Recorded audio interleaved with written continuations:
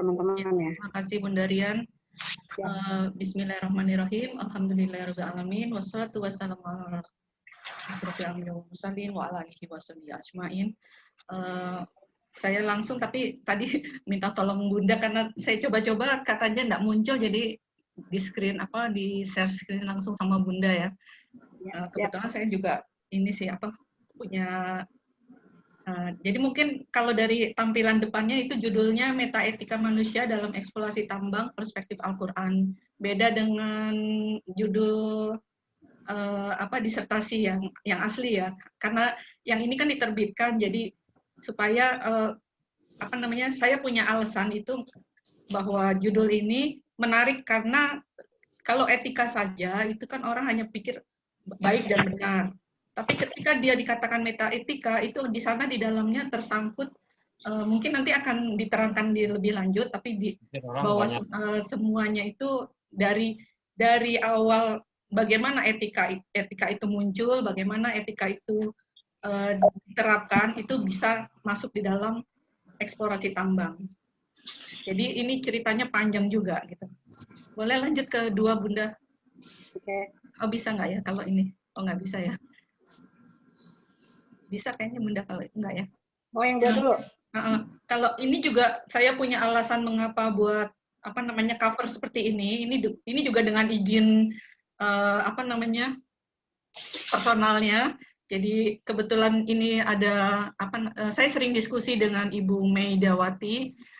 Itu dengan bangga juga dia adalah wanita pertama yang jadi direktur di Pertamina Hulu Energi.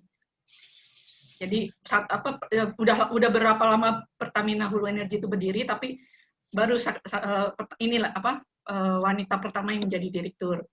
Kemudian saya juga berdiskusi dengan teman geologis karena memang eksplorasi tambang kan berhubungan dengan geologi tanah dan segala macam.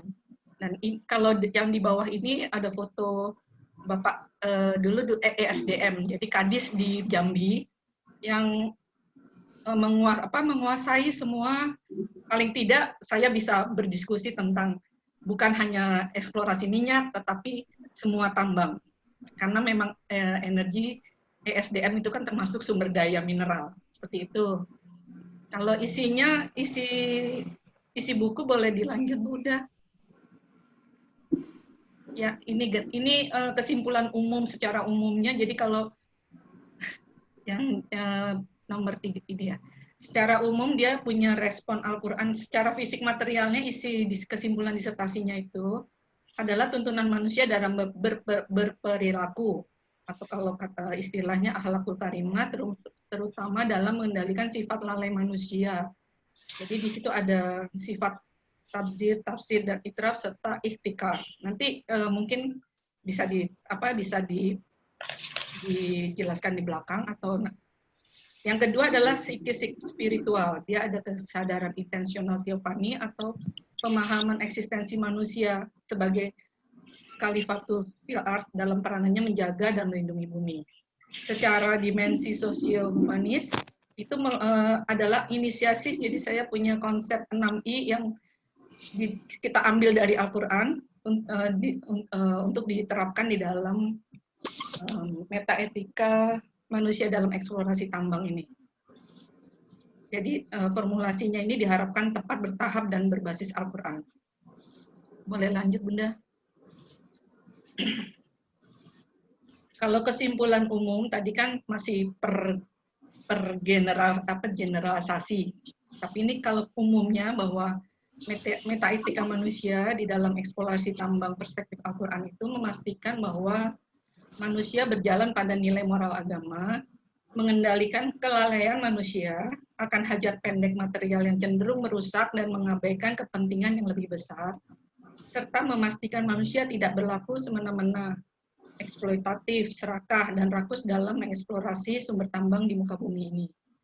Jadi kuncinya itu bukan diperuntukkan untuk masa generasi sekarang saja, tapi milik generasi masa depan yang harus jadi amanah bersama. Lanjut Bunda. Maaf ya Bunda, jadi santai, bilang aja nggak apa-apa.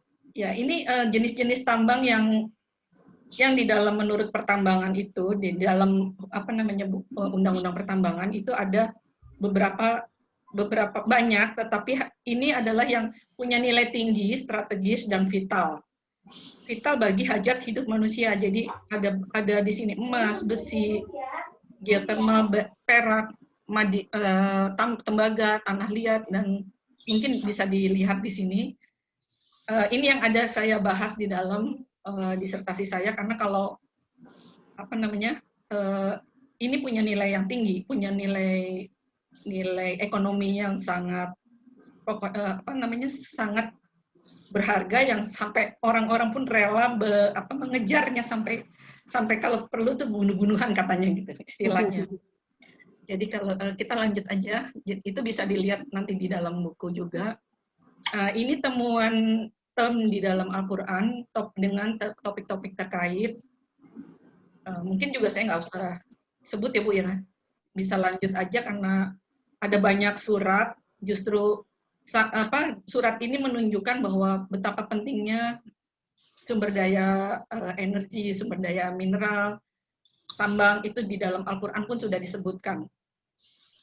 Nanti kalau ini yang itu saya ada 13 ya, 13, dan ini semuanya surat-suratnya yang ada semuanya menyebutkan kata-kata yang mengandung sumber daya energi serta sumber daya mineral dan batu-batu. Pokoknya semua yang kita bilang tambang kita batasi tidak semua, tapi ada 13 termasuk di dalam ini dengan ayat-ayatnya. Bisa lanjut Bunda. Nah, sementara term yang terkait dengan topik itu adalah karena di sana sebutannya adalah metaetika manusia, maka manusia itu yang bagaimana, inilah sifat-sifat manusia yang dia yang tabzir, yang isrof, itrof, tafsir, ikhtikar ya. Ini berkesesuaian juga dengan surah-surah yang sudah ada. Jadi ini term yang kita bahas pada diri manusianya.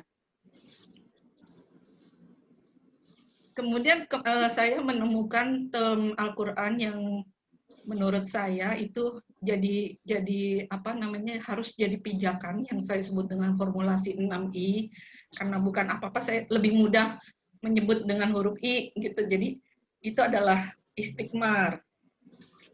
Tafsirnya surat 38 Sot ayat 26, atau ini ada yang kedua juga. Ini saling berkaitan, tidak berdiri sendiri. Jadi 1 sampai 6 ini semuanya saling mendukung. Dan 1 sampai 1 dan 6 itu wajib. Jadi kalau kita sudah tahu ini, makanya yang di dalam itu akan menjadi satu kesatuan yang nggak bisa dipisahkan. Makanya saya sebut formula term Al-Quran ini untuk metaetika manusia di dalam eksplorasi tambang. Mengetahui hal ini, maka akan lebih mudah mengatasi hal-hal yang akan muncul di dalam eksplorasi tambang. Mungkin lanjut ya. Kalau metodologi penelitiannya ini disajikan dalam tafsir Maududi. Jenis penelitiannya observasi empirik, fenomenologi dalam bentuk kualitatif. Analisanya ekletis metaetika atau filsafat analitik.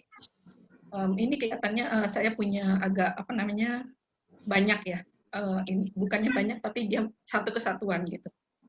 Jadi karena ada dua hal yang bersifat material dan material dipertemukan oleh relasi intensionalitas yang dikumpulkan secara ex post facto. Jadi penelitinya melihat akibat suatu fenomena dulu dan menguji hubungan sebab akibat dari data yang tersedia.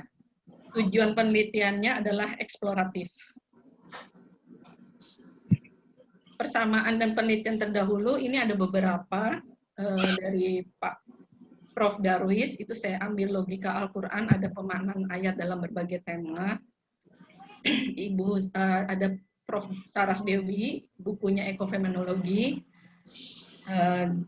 Kalau ini ada juga dari jurnal, banyak beberapa jurnal. Juga bukunya Ibu Nur Arfiah, Bu Dokter ya, Bu Dokter Nur Arfiah Febriani, bukunya bagus, saya juga suka. ada Pak Toshihiko Isuzu, itu God and Man in the Quran, itu Malaysia, buku Malaysia yang terbitan Malaysia, dan saya terpesona dengan bukunya Jaribah bin Ahmad Al-Harisi. Dari situ saya bisa merangkum kira-kira apa yang di Al-Quran pasti bertanya-tanya ya, apakah metaetika itu ada? Tambang, kalau tambang ada, tambangnya sendiri, tapi kan bagaimana memperlakukan tambang tidak ada. Justru di sini saya bisa bukan dalam satu bahasan tambang, tapi ada satu sikap Rasulullah yang menyatakan bahwa tambang itu penting dan hanya untuk bisa diperlakukan bagi manusia secara keseluruhan, tidak bisa satu orang per orang. Jadi hanya harus dirawat dan diperbaiki untuk manusia itu sendiri. Ini landasan pemilihan judul saya. Jadi keinginan aja membuka cakrawala baru dalam memandang dunia pertambangan, terutama keprihatinan kondisi masa kini ditandai semangat materialisme. Ada positivisme saat ini. Jadi perlu cara pandang etika baru yang tersistemik dan absolut kebenarannya. Sebenarnya karena pada kenyataannya ada fenomena kelalaian manusia akan hilangnya, tidak terhayatinya kesadaran etika manusia pada dunia eksplorasi pertambangan.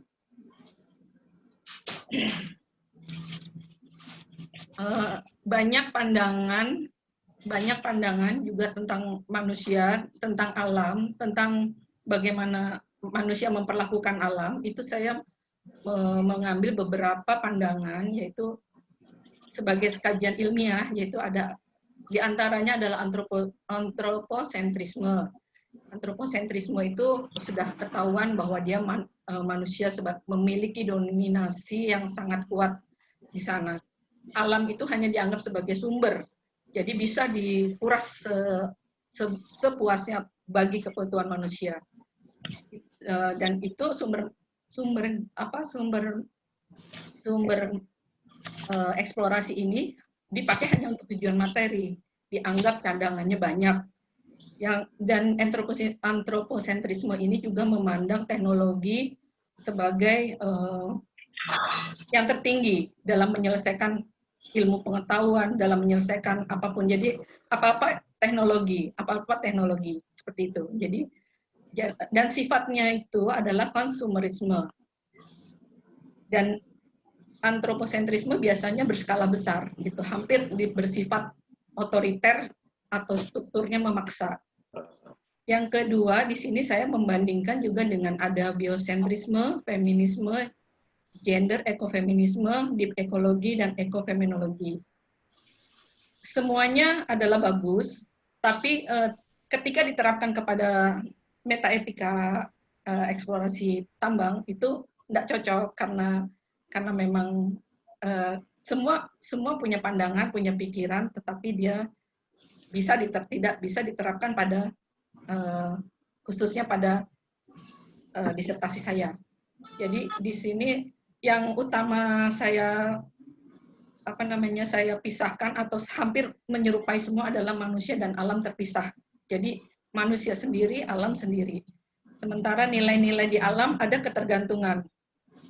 Kalau membahas ini mungkin akan panjang, tapi kita coba nanti ya. Dan tujuannya sebenarnya di sini sama juga, cadangannya juga dianggap terbatas. Kalau di sini di antroposentris itu cadangannya banyak, dia terbatas gitu.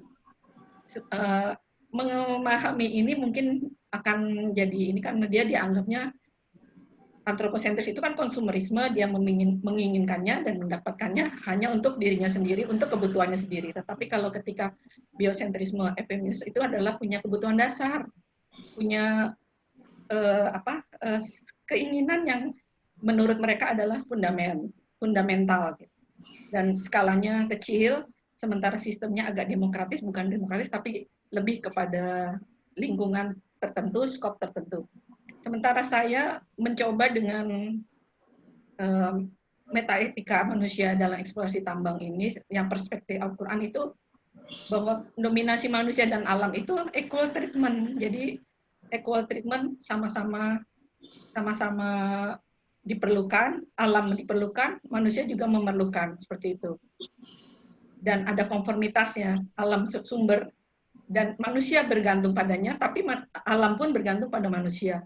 Di alam di sini saya maksudkan adalah sumber daya mineral. Jadi karena memang sumber daya mineral adanya di bumi, adanya di alam, baik itu. Tapi biasanya saya membatasinya di dalam disertasi saya itu adalah di bawah bumi.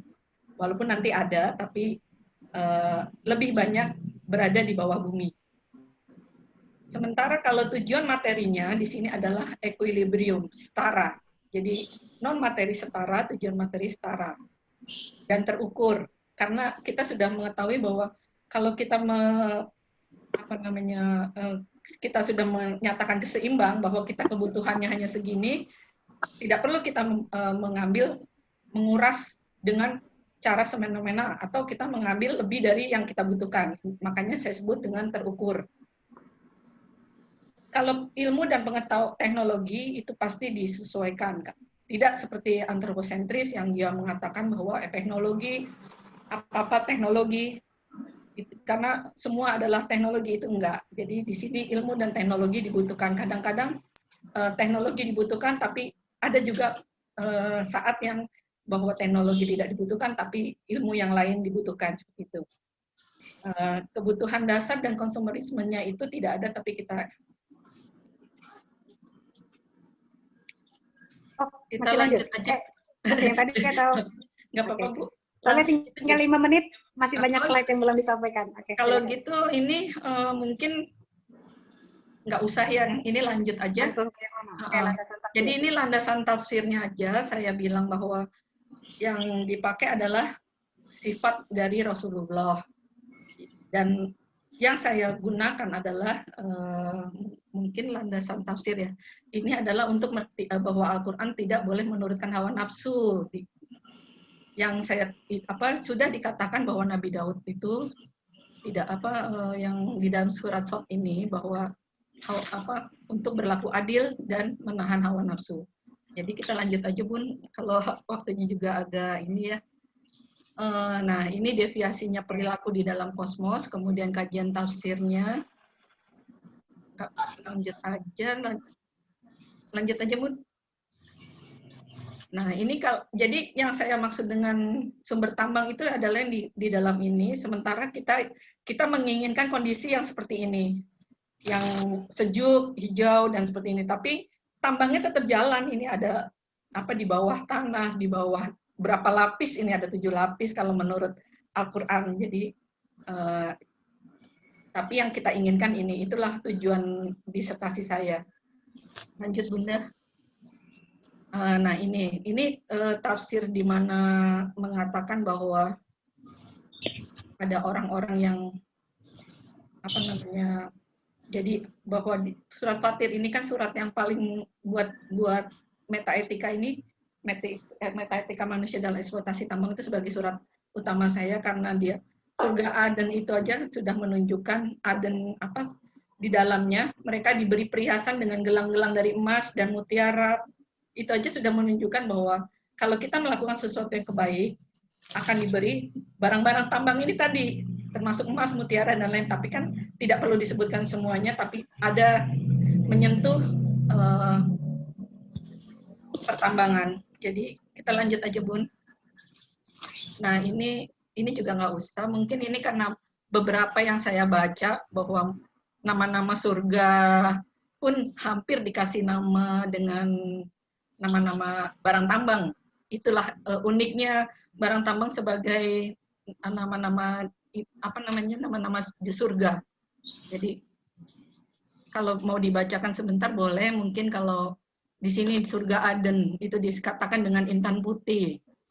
Surga Firdaus dengan emas merah, perak putih itu surga Naim ya, terus Mawa dengan jamur hijau, surga Darussalam dengan yakut merah, Darul Muqamah dengan permata putih, dan Muqamal Amin dengan emas.